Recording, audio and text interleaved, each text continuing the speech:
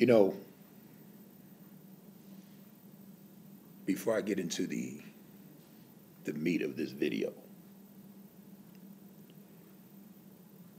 there's a few things that I need to say up front that will, of course, serve as the intro to this masterpiece.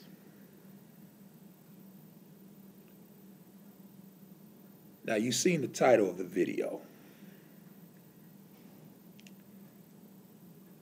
Later on in the week, I'm going to come back centering around a piece of video footage that I want y'all to see. And I'm going to do a part 2 to this video. I'm not going to get too much into detail. I'm going to wait for later on in the week when I do that video footage. You have to see to believe. Trust and believe me when I tell you. Now, whenever I do, and I've done other videos on addiction, I always have to preface those videos with this disclaimer that I am not making light of addiction. People who are either struggling with an addiction, currently living with an addiction, I'm not making light of that because I understand the power of addiction. I've counseled people who have been struggling with an addiction. So I understand the power. I understand how strong it is once your body has become used to functioning off of a foreign substance, no matter what that foreign substance is, be it alcohol, drugs, crack, white men, whatever the substance that you find yourself addicted to. I understand that power. So in this video, I don't want anyone to come back and say, well, you're making light of addiction. Oh, no, I understand it. That's the reason why I'm doing the video. And I've talked about addiction in many of my other videos. And one of the most difficult tasks, let's say you're dealing with a loved one who is struggling with alcohol. They're an alcoholic, but they have yet to admit it.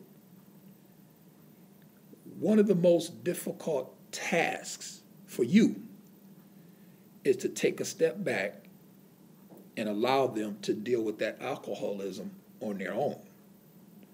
And what I mean by that is, if you don't take a step back, then you're actually living the addiction with them. And when they hit that brick wall, it's not a matter of if they're going to hit the brick wall, it's when. When they hit that brick wall, if you're living that addiction with them, you're going to hit that brick wall right along with them. And a lot of people don't survive after hitting that brick wall. Now, there's some people who have hit that brick wall 2, 3, 4, 5 times.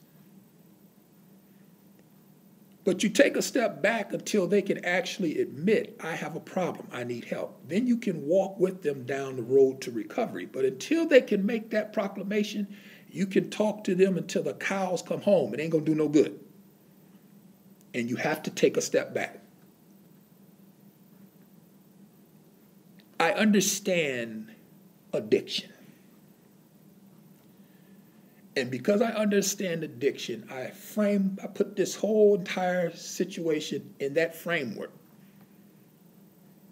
Because it's the same with the white man addiction.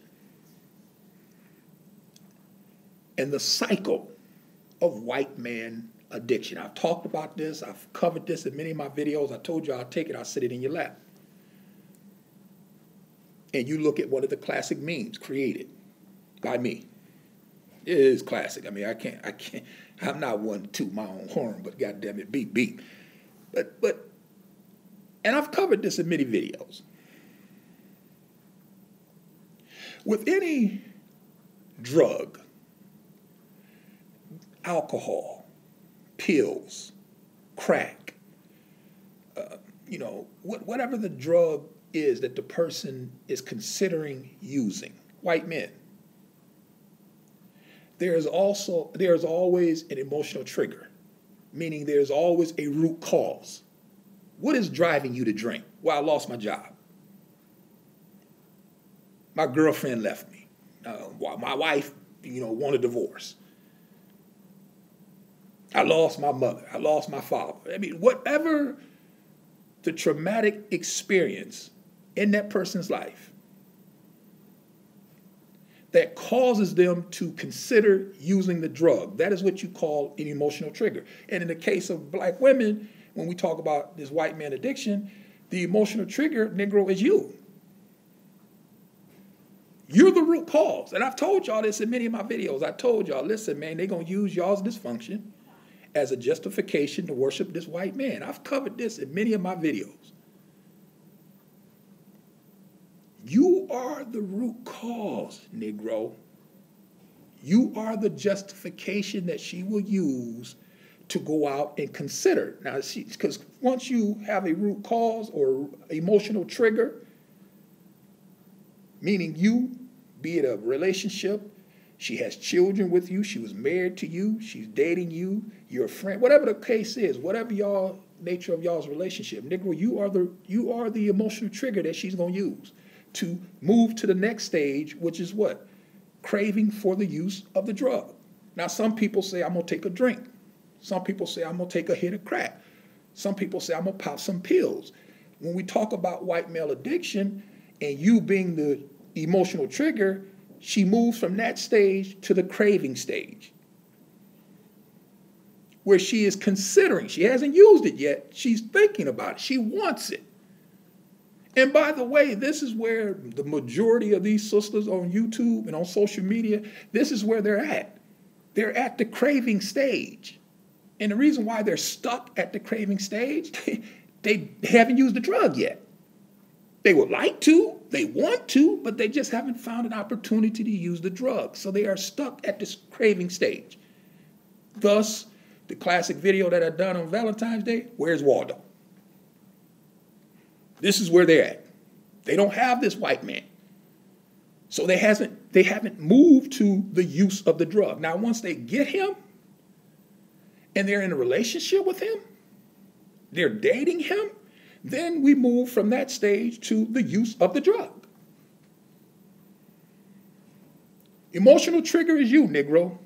She's going to use your dysfunction as an excuse to consider using this drug. Once she goes to the craving stage, I want a white man, I wish I had a white man, they deify him in every video. Then once she finds him, she moves from that craving stage to the stage of use. And once she uses the drug, she gets a temporary satisfaction. It's a fleeting satisfaction. It's just like crack. They say when you hit that first hit of crack, every hit after that, you're trying to get that same high, but you never get it. So you're constantly searching for that high that you got the very first time that you used the drug. And because you will never get that high again, you continually use it trying to get that high, and before you know it, you got an addiction. Now, once she has the temporary high, the only exit out of this cycle is if she gets married.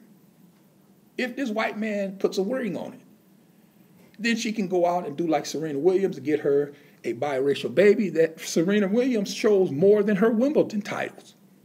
We see Serena Williams with that baby more than we see any of her titles. That is the only way, that is the only exit out of white man addiction. So if he doesn't put a ring on it, guess what? The cycle continues. So she goes back and uses you again, Negro, as an emotional trigger to crave another white man. Once she finds him, she uses him, she uses the drug, temporary satisfaction, and the cycle continues. This is white male addiction. I understand the power of this.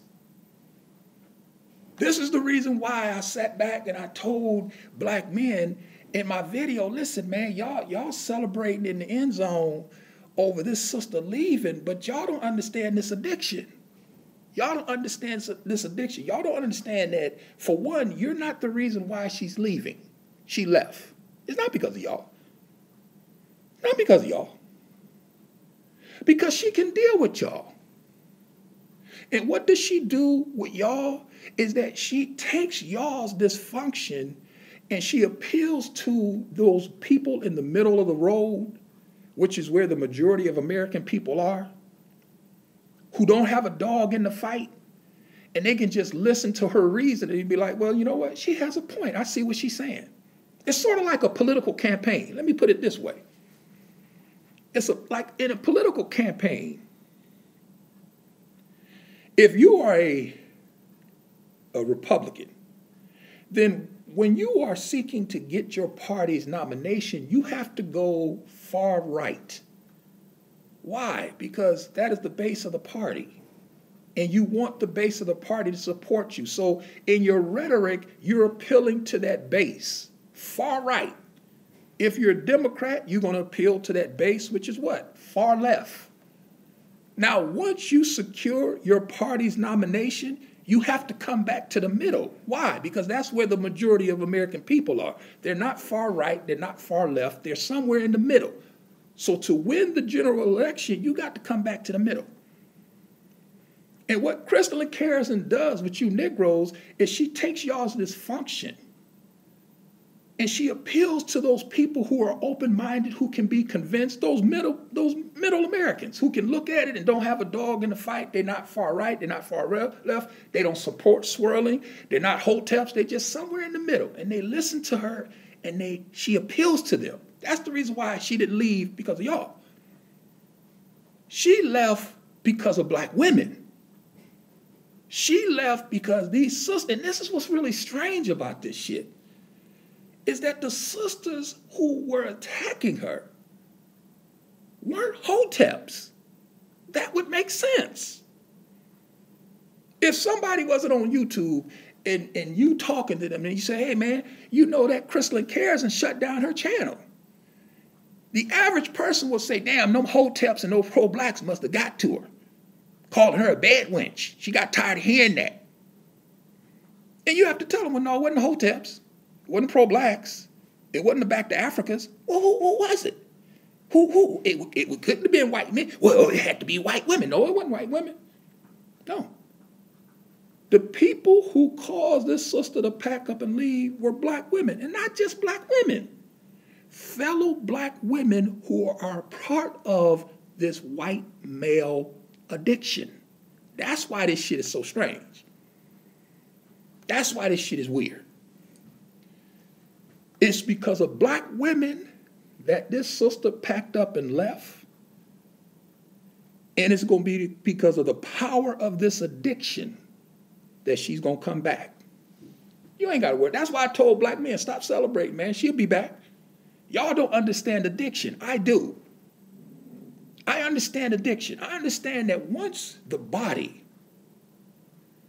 has become used to a foreign substance to function, no matter what that foreign substance is, alcohol, drugs, crack, white men, food, whatever that foreign substance is that the body has become used to in order to function, once you snatch that away from the body, it's going to have what is called withdrawal symptoms. And if you've never seen a person going through withdrawals, that's a sight to behold. That's a sight to behold when you see a person breaking out in cold sweats, shaking and shivering because they don't have their drug of choice. The body is saying, listen, where's my alcohol? And since you haven't poured me down any alcohol, guess what? I'm going to rebel against you. So your body is rebelling against itself. That's a sight to see. But that's the power of addiction. And just like any other addiction, white male addiction is no different. You snatch this white man away from this sister, sooner or later, she's going to get the shakes. She's going to break out in a cold sweat. Her pulse rate is going to raise sky high. And she's going to have to be taken to the ICU. Listen, we got to get some fluids in her. She's dehydrating. What's wrong with her? Is she on some kind of drug? Yeah, she's on a drug. It's that white man. White man addiction. And that's the reason why our beloved christelyn karazin will return. You don't have to worry about that. I'm willing to bet a box of cigars, Camacho Triple Maduros. I'm willing to bet y'all she will return. And why will she return? She will return because of this addiction and the power of this addiction. It's powerful. It's a powerful thing to have an addiction. And once you understand that and you understand how addiction plays a part into this entire fiasco that we've seen on YouTube, where these sisters are warring back and forth with one another, which is this is comical to see. Because again, we ain't talking about hoteps. We're talking about fellow want-to-be swirlers. Because again, like I told y'all, we got to redefine that term. We can't call them swirlers because they're not using the drug. They're not using the drug. Once they use the drug, then we can call them a swirler. Right now, they're craving the use of the drug. They want to use the drug. And thanks to the neurologists at the Rabbit Hole Institute who have shared with us what this drug, the side effects of this drug on black women, on their brain. I went to the neurologist in the Rabbit Hole Institute and I asked them, man, listen, I would like to understand what white male addiction does to the female brain. So my neurologists at the Rabbit Hole Institute, they got busy scurrying around in their laboratory, sort of like the Oompa Loompas in Willy Wonka and the Chocolate Factory. If you haven't seen it, haven't read it, then that's over your head, but classic film, classic book. But my neurologist at the Rabbit Hole Institute got scurrying around like the Oompa Loompas in Willy Wonka and the Chocolate Factory. And they produced this graph. And this is the side effects of this drug. It's very serious. It's not, and again, please do not come to me and suggest that I'm making light of addiction. No, I understand addiction. I understand the power of it. I've talked to people who literally told me, man, listen, that crack was calling me by name. That alcohol was calling my name, man. I heard it. Just like I'm hearing you talk now. I heard that alcohol, that crack calling my name, man. That's how powerful this thing is. So I understand addiction. I understand it. And if you talk to a person who, which I find to be most interesting, talking to people who are recovering alcoholics and how they admit, I'm always going to be an alcoholic. And they go through those steps and they try to stay off that bottle. And many have, a lot haven't. It's a constant struggle to keep that monkey off your back. I understand that. I don't make light of that. I respect that. Because that means a person is dealing with their demons. See, a lot of y'all have demons, but y'all not dealing with them. Particularly you black men. But we have to get y'all in the hole on that. But back to this addiction here with this sister's white male addiction. I understand that. I respect that. So no, I'm not making light of addiction. I'm not making light of anyone who is struggling with addiction. I understand the power of it. Just like white male addiction is no different. It's no different than a person struggling with alcohol, crack, pills, food, whatever it is. It's no different. It's the same type of an addiction. And once you snatch it, once you remove it, to see that person go through those withdrawal symptoms, see, that's the reason why the person is constantly drunk. Because they can't function without alcohol. They can't. The body has become dependent on it.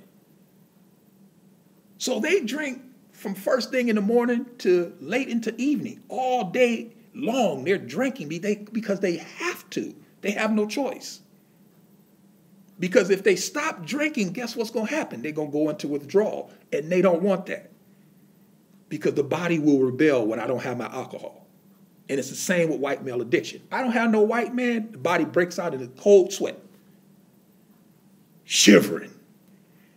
You ask the woman, what's wrong with you? Why are you shaking? It ain't cold, it's 90 degrees out here. What you shaking for? And they just shaking because they ain't got no white man. Got to have me a white man. He got to be white. Hashtag as long as he's white. I understand this. And that's the reason why I'm telling y'all. And I tell black men, don't celebrate this, man. Y'all ain't done nothing.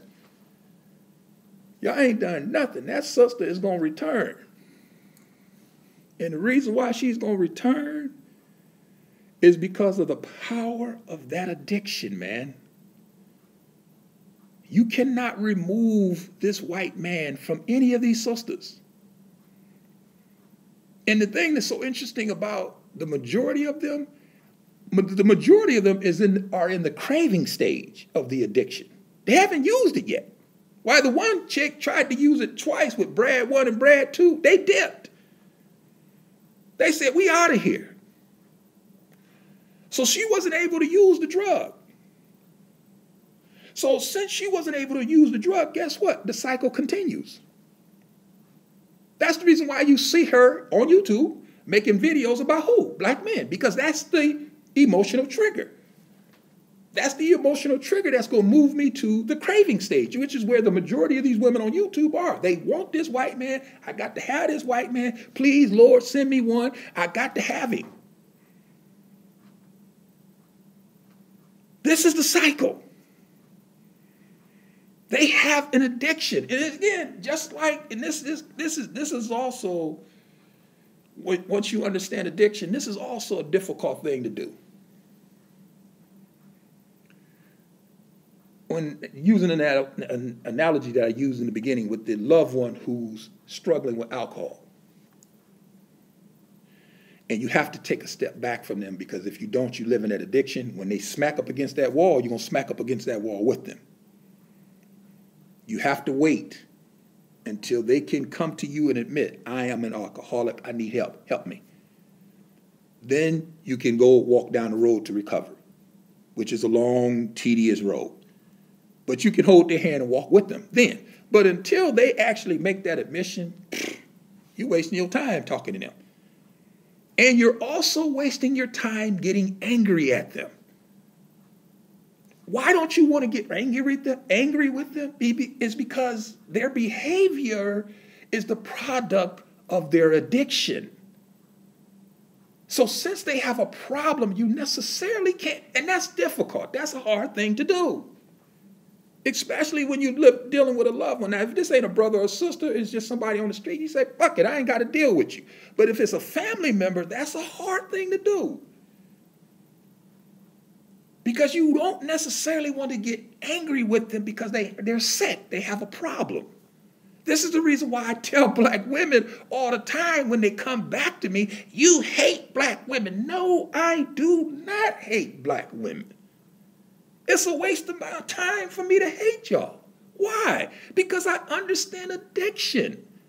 I understand that you have a problem. I don't hate you. Why would I hate? That's equivalent to hating the alcoholic. That's equivalent to hating the crackhead. That's equivalent to hating the person strung out on pills. No, you don't hate them. You can become perturbed, you can become irritated, but you can't become pissed off to where you're arguing with them. Why? They have an addiction. They have a problem.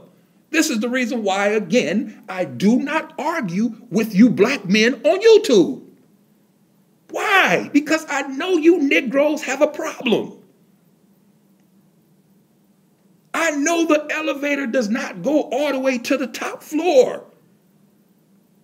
What sense would that make for me to spend my time bickering and arguing with a bunch of men who are mentally deficient? Oops, let me stop. This ain't even about y'all. Let's sit that to the side. I ain't gonna scratch it from the record because it needed to be said. But let's go back to this addiction. You can't get mad at them because they have this addiction. You can't do it. But that's difficult because it's human nature. I mean, how do you not get mad at your cousin who sold your 62-inch flat screen because they got a crack addiction. How do you not get mad at that? How do you not want to, go in somebody's grill over that? No, what you have to do is you have to keep them out your house. You're not allowed in my house. You can't come over. No. Until you get help, until you admit that you had that problem, until you are walking down the road to deal with that problem, you can't come in my house. Why? Because you just took my 52-inch flat screen and sold it for a rock. Now, you may want to rough them up, but that's family. Now, if that ain't family, it is what it is. You're going to catch a case, but it is what it is. But if there's family, you're just going to have to back off. That's the reason why I said you can't walk down that road with them. You can't let them in your house knowing that they have an addiction. And that's not only with the crackhead, that's the alcoholic. You can't leave no alcoholic in your house alone with your valuables. They're going to be gone. Why? Because they're going to take it and sell it to feed their addiction. This is the reason why it makes no sense for police, and police will tell you this. We don't want to spend our time arresting these crackheads. They don't need to be put in jail. They need to be put in a program to help them get off that crack. But locking them up ain't going to do no good. It's not going to do no good, because as soon as they get out, guess what they're going to do? They're going to go out and do it all over again to feed that addiction. So no, you can't hate the person who has an addiction. You have to understand them in their addiction.